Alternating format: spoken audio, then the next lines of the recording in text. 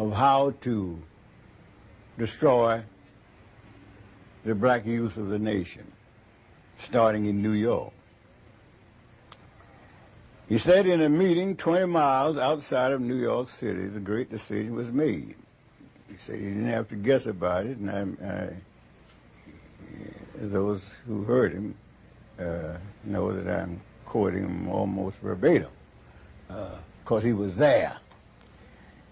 And the decision was to concentrate the distribution of drugs on the black youth of the nation, starting in New York. Starting in New York, beginning in the elementary school, and that to punish, even on the pain of death, any of the distributors who invaded the white community or predominantly white schools. That New York and other large cities were to be divided up into districts. The district commander, black, was to be given any kind of car he wanted, Mercedes, Rolls Royce, anything, because this would be a part of the sales pitch. Said blacks just love fine cars, and he'd drive around through the community in his fine car, and some of his key assistants, and he'd be identified, he'd be known, and that sort of stuff.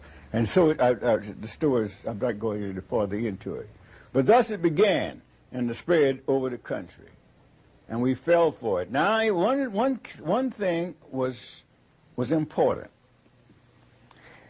that the thing to attract the blacks, more than any other thing, more than the drug itself, but to spread the word, have a number of key young people in it, and to spread the word that this is the end thing. So that'll get them. Just say it's the end thing, and they'll brave the fires of hell to be a part of the end thing. So that's our story of the decade of struggle.